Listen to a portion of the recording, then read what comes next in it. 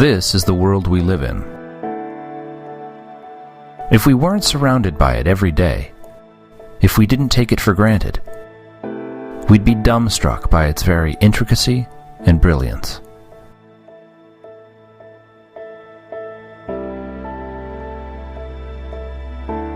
This is an ordinary, familiar wooden pencil. You might think a pencil is simple. Chances are you've been using one since before you could even read or write. But just because it's familiar doesn't mean it's simple. In fact, it's complicated, elaborate, beautiful, elegant. Its very existence is too improbable for any one person to truly comprehend. These are the basic materials that go into a pencil: graphite, cedar, metal, and rubber. But if you had all the elements of a pencil right in front of you, could you make a pencil? It's not as easy as you might think.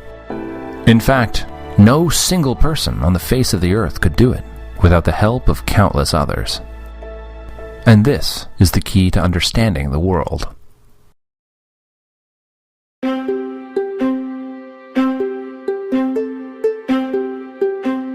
A pencil, just like you and me, is the end result of a vast and intricate family tree, a symphony of human activity that spans the globe.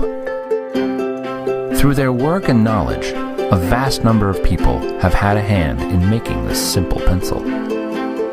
Unlike your family tree, this one begins with an actual tree. The most immediate ancestor of the pencil is a cedar tree in the Pacific Northwest. But the loggers who harvest the timber are also its ancestors. And these men don't work alone. They in turn are assisted by the people and industries that produce the saws, rope, and countless other tools that they use. These are also the ancestors of our pencil. As is the waitress at a nearby diner who sells the loggers lunch, to say nothing of the thousands of people involved in producing that simple midday meal. Across time and space, the web grows. Consider the roads, trucks, ships, communication systems, and the people who design, build, and maintain them. All of them are necessary to bring the lumber to the mills and the slat factories that process them.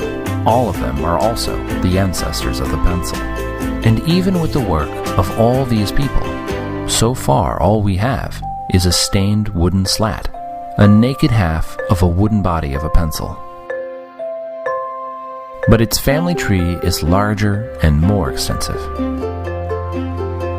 The graphite is mined in China and Sri Lanka. At the pencil factory, it's mixed with clay and heat and other materials before it's extruded, dried, and baked in a kiln. People from different continents, different cultures, cooperate to bring these materials together with waxes and kilns and equipment from across the world.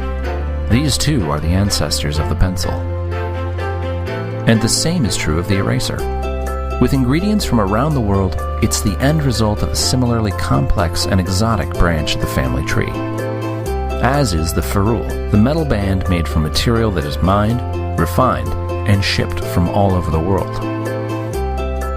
Each part of the pencil is the result of the collaboration and cooperation of millions of people. Together, they form a process that is constantly changing and adapting. A change in the availability or cost of material from one place might make another source more desirable, and the process changes and adapts fluidly. And there is a fact that's still more astounding: the absence of a mastermind, of anyone dictating these countless actions which bring a pencil into being. Each member of this family tree supplies only a small amount of the necessary know-how needed to make a pencil. They do so voluntarily, not because they necessarily want pencils or like pencils, but because by working to create them, they exchange their labor and skills for the wages that let them buy what they want and need. What you're seeing is the market at work. The spontaneous configuration of creative human energies, of millions of people with their various skills and talents organizing voluntarily in response to human necessity and desire, as if led by an invisible hand to promote an end which was no part of the intention. Every second we are alive, we benefit from the products of voluntary, spontaneous cooperation. This is the modern world. It's miraculous, it's intricate, and it gets better every day, so long as people are free to interact with each other.